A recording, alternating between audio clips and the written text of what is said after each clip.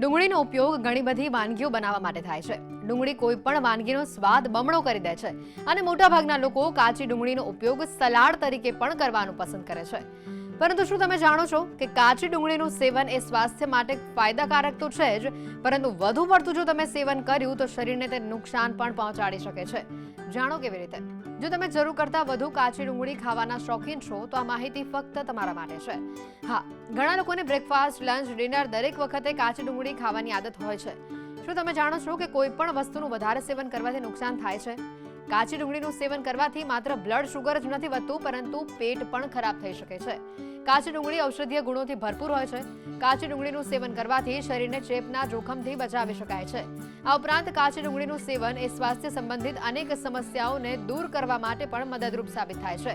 પરંતુ તેનું વધુ પડતું સેવન એ તમને બીમાર પણ પાડી શકે છે.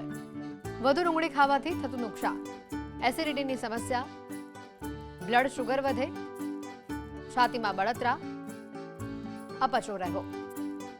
કાચી ડુંગળીમાં iron, calcium, vitamin C, vitamin A, B6, B complex જેવા તત્વો મળી આવે છે, જે શરીરને સ્વસ્થ રાખવા માટે મદદરૂપ સાબિત થાય છે. પરંતુ કાચી ડુંગળીનું વધુ માત્રામાં સેવન ન કરવું જોઈએ.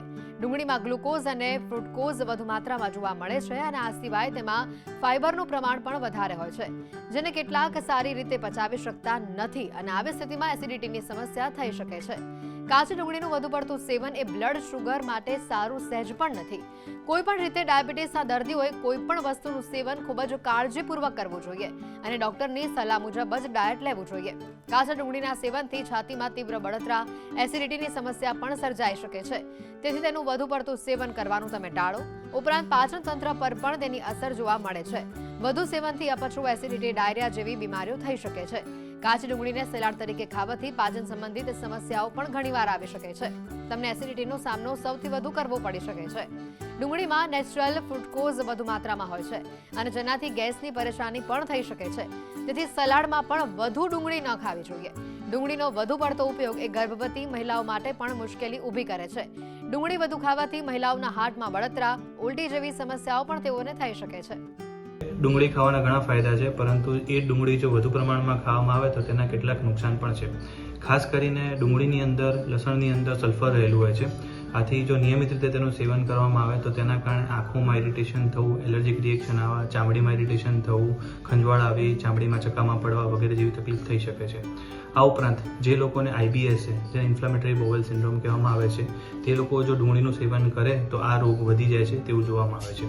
જ્યારે કાચી ડુંગળીનું સેવન કરવામાં આવે તો તે પેટમાં ખૂબ ગેસ ઉત્પન્ન કરે છે. પરિણામે બ્લોટિંગ છે, પેટમાં ભારે ભારે લાગવું, કબજિયાત થવી, ગેસ થવો વગેરે જેવી તકલીફ થઈ શકે છે. આથી જે ડુંગળી કાચી ખાવામાં આવે છે તેનું પણ પ્રમાણ યોગ્ય હોવું જોઈએ. આ ઉપરાંત જ્યારે આપણે ડુંગળીનો સબ્જીમાં ગ્રેવી તરીકે ઉપયોગ કરીએ છીએ ત્યારે તેલ અને મરચું, મસાલા વગેરે ડુંગળી પોતાની અંદર શોષે છે. આથી વધુ પ્રમાણમાં જો ડુંગળીની ગ્રેવીવાળી સબ્જી ખાવામાં આવે તો તેના કારણે એસિડિટી થાય છે, ઉલટી ઉપકા થઈ શકે છે, પેટમાં દુખાવો થવો, પેટમાં ચૂંક આવી જેવી તકલીફ થઈ શકે છે. આથી ડુંગળીનો ઉપયોગ હંમેશા પ્રમાણસર કરવો જોઈએ, જેનાથી ખૂબ ફાયદા જોવા મળે.